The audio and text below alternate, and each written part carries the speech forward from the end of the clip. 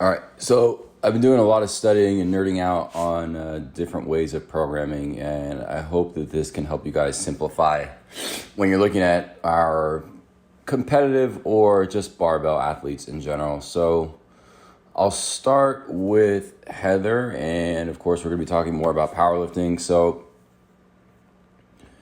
there's a few different terms to know: max effort, squat, or deadlift. So we're going to alternate each week.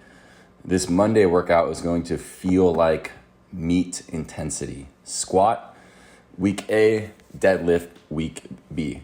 So we'll use different variations. For example, this week, 2 rep max on a 25 plate deficit. And we're really trying to, in all the training, we're trying to attack the weakness. So for Heather, I wouldn't say deadlift is a weakness, but what we're trying to get better at is getting the bar off the floor, because once it gets off the floor, it's going up for her. So we're standing her up on the plates.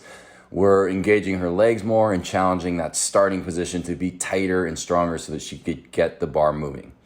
Another example of that would be like Anthony. He has trouble out of the bottom of the squat.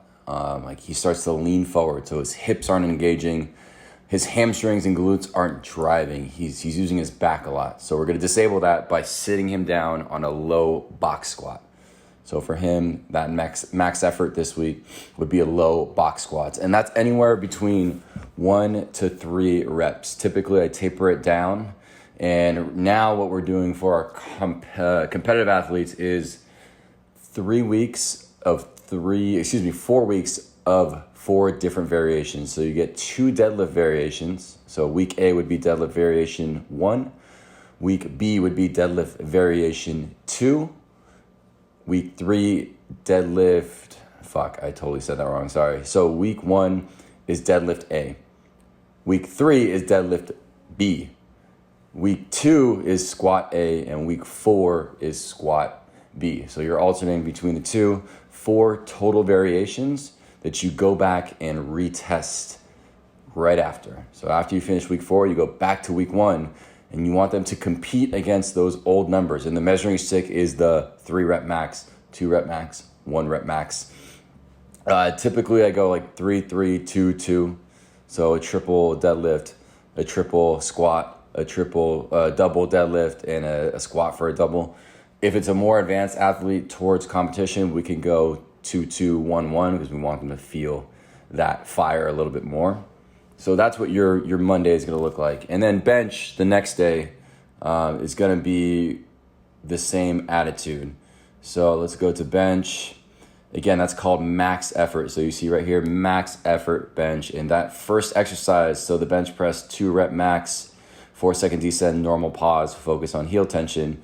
That is called a special exercise, as you can see highlighted right here. So we're trying to train as close to 100% as possible.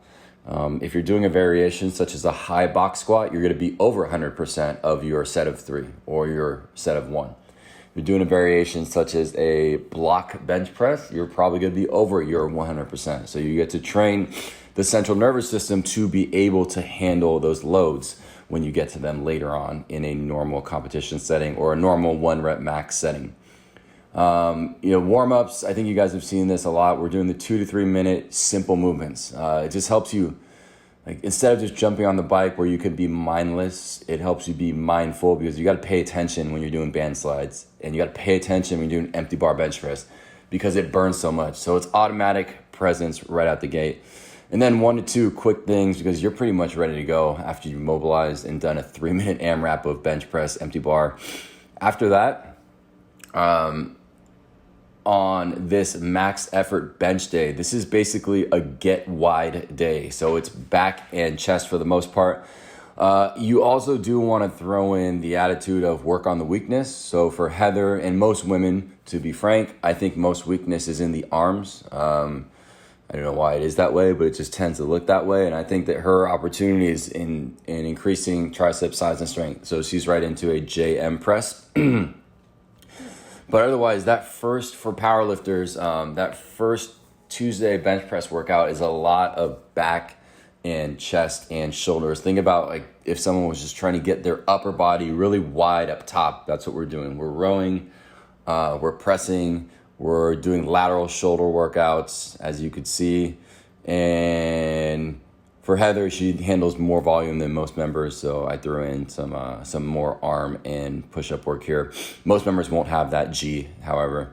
But yeah, push-pull is pretty much your method for that Tuesday. Dynamic effort. I think for most members, it's going to look more like a volume day. So let me toggle over to Santi, I think is a good example of that. I wouldn't worry too much about the dynamic effort day. So if you look at Santi's volume lower, so if that person, so Heather deadlifted on Monday, she's going to back squat something like 4x6 at 65 to 75%. So that we can continue to get that volume and keep them conditioned to doing higher reps. Because we don't want to build big fat powerlifters. We want to build muscular, lean people. So that day, your focus is really on the other movement. So if you deadlifted, it's a squat. If you squatted on Monday, it's a deadlift. 4x6, tapering down to the lowest you want to go there is like 4x4. We don't want really 4x3, because then it just kind of feels the same as Monday. But 4x4. Standard set of 6 is anywhere between 65 and 75, depending on the ability of the athlete. Set of 5 is going to be 75 to 85. Set of 4, I usually just put 85 plus. Again, that depends on the athlete, but generally speaking, follow those guidelines. And then again, we're attacking the weakness. This is pretty much a trunk day. That second lower body day. So this is called V lower, which is volume. That lower half, we're trying to hit the trunk. So for Santi, his erectors are terrible. He has no lower back strength. He's all upper back. So we're going to do 45-degree back extensions with some weight. And we're going to focus on glute activation, which will prevent him from using too much of his upper back that wants to take over. It's going to be more, think, right below the chest, down to your butt is what we're trying to work here. Penlay row, just to try to get him used to a bent over position and get a neutral spine was a weakness of his. And then again, more trunk stuff, weighted plank. On the weighted plank, I'm teaching people to breathe into the plate, and it'll feel similar to the bracing that you need to do before any heavy lift. Cool. So for their second half of the week, for the upper body work, it's going to rotate between an incline bench most of the time, or a regular bench or strict press. So what I've been doing just for like general health purposes is we still want them doing a good amount of overhead pressing. So it's strict press week A, incline bench press or another bench variation week B, and then follow the same percentages, 4x6, 4x5 and 4x4, and then taper that down. And then just find different ways to challenge them. You can go just normal 4x5 if they're kind of intermediate. They don't really need the conjugate variations yet. If you have identified that they are weak out of the bottom, you could do a longer pause on the chest. If you've identified that they have weak triceps, you could do narrow grip. If they, someone that comes to mind is like Nathan, if they don't have very good back strength, you can go wide grip and teach them through that wide grip how it feels to feel your back on the way down and pull the bar onto your chest. And then this is going to be more like vertical pulling. So pull-ups or lat pull-downs is what I want them to do on this day, just to keep their posture upright and work a different part of the upper back, because you need a big back to get a big bench, more shoulders. And this day, we definitely hit a little bit more arms if the person needs that. Santi doesn't really need it. He's kind of good there. But someone else, we would really do like 2 heavy tricep exercises, because that's a lot of people's opportunities. So like Nathan, he definitely needs tricep strength to be able to bench more. And that'll create stability. It's kind of like the hamstring for a squat. The tricep is that to the bench. So we're definitely going to work on that. Accessory day is really dependent on the person. For Santi, it's more shoulder postural exercises, like these chest supported 90-90s. The chest supported, that should be a T. He needs to pull his shoulder blades back together, as do most people. Core, more upper back for him to fix his posture. And then some single leg work, because I think he's done a lot of double leg work in his history. And we can all use a little bit more single leg work.